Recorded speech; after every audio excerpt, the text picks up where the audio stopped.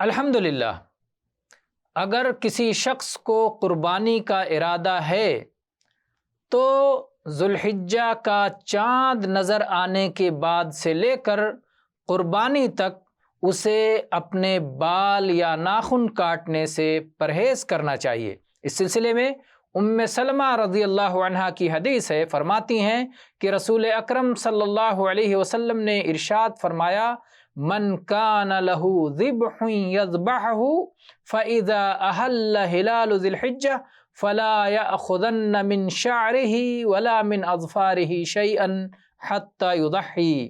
یہ صحیح مسلم کی حدیث ہے۔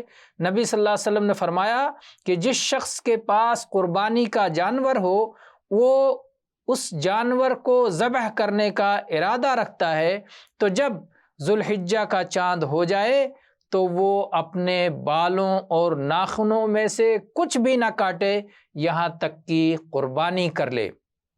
اپنے سر کے بال نہ کاٹے، حجامت نہ بنوائے، بغل کے بال نہ کاٹے، ناف کے نیچے کے بال نہ کاٹے، اپنے ہاتھوں اور پیروں کے ناخن نہ کاٹے یہاں تک کہ قربانی کر لے۔